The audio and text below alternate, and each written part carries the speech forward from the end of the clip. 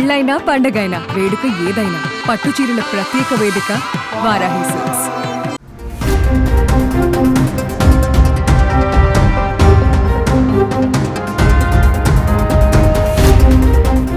ఏపీలో మహిళలకి CM Chandrababu good news చెప్పారు. రాష్ట్రంలోని మహిళలందరికీ ఆగస్టు 15 నుంచి ఉచిత బస్సు ప్రయాణ సదుపాయం కల్పిస్తామని సీఎం చంద్రబాబు అన్నారు.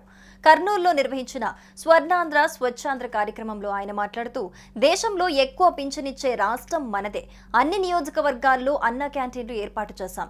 దీపం 2 కింద ఇంటికి ఉచితంగా 3 సిలిండర్లు ఇస్తున్నాం. డిఎస్సి ద్వారా 16,000 ఉపాధ్యాయ పోస్టులు భర్తీ చేస్తున్నాం. పాఠశాలలు తెరిచేలోగా ఉపాధ్యాయుల భర్తీ పూర్తవుతుందన్నారు.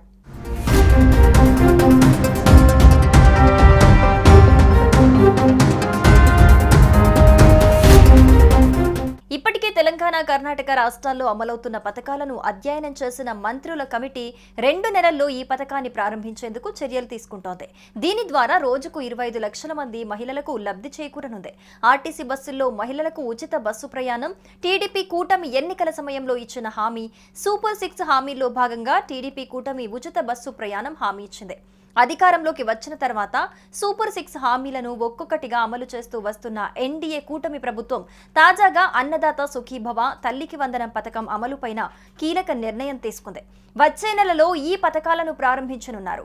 జూన్ 12న అన్నదాత సుఖీభవ, తల్లికి వందనం పథకం ప్రారంభించాలని టీడీపీ పొలిట్ బ్యూరో సమావేశంలో నిర్ణయించారు.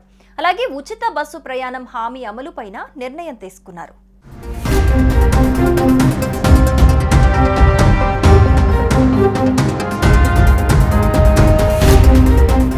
తాజాగా జరిగిన అసెంబ్లీ సమావేశాల్లో మంత్రి సంధ్యారాణి ఉచిత ఆర్టీసీ పథకం అమలుపైన స్పష్టతనిచ్చారు. రాష్ట్ర స్థాయిలో ఈ పథకం అమలు కాదని, జిల్లా పరిధిలోనే మహిళలకు ఉచిత బస్సులో ప్రయాణ సౌకర్యం ఉంటుందని వెల్లడించారు. తాము ఎన్నికల సమయంలోనూ ఇదే అంశంపైన హామీ ఇచ్చామని చెప్పుకొచ్చారు. కాగా కర్ణాటక, తెలంగాణలో పూర్తి స్థాయిలో ఉచిత బస్సు ప్రయాణం మహిళలకు అమలు చేస్తున్నారు. కొన్ని కేటగిరీల బస్సులు మినహా అన్నింటా ఈ పథకం అమలవుతోంది. దీంతో ఇప్పుడు ఏపీ ప్రభుత్వం రాష్ట్రంలో ఈ పథకం అమలు కోసం ఖరారు చేసే మార్గదర్శకాలపైన ఆసక్తి నెలకొంది. ప్రస్తుతం ఆర్టీసీకి ప్రతి నెలా వచ్చే రాబడిలో 25% అంటే దాదాపు 125 కోట్లను సర్కారు తీసుకుంటోంది. ఇకపై ఆ మొత్తాన్ని ప్రభుత్వం తీసుకోకూడదని, అలాగే మిగిలిన 125 నుంచి 135 కోట్లను అదనంగా ప్రభుత్వమే ఆర్టీసీకి చెల్లించాల్సి ఉంటుందని అంచనా వేస్తున్నారు. ఏదైతే నేను చెప్పానో, మా ఆడబిడ్డలు బస్సుల్లో ఉచిత ప్రయాణ సౌకర్యం కూడా తొందరలోనే ఇస్తా. దీనికి కూడా ఆలోచిస్తున్నాను. అవసరమైతే ఆగస్టు 15న స్వాతంత్ర దినోత్సవాన తప్పకుండా మా ఆడబిడ్డలు అప్పటి నుంచి ఉచిత ప్రయాణ సౌకర్యం ఏర్పాటు చేసే బాధ్యత ఈ ప్రభుత్వానిది.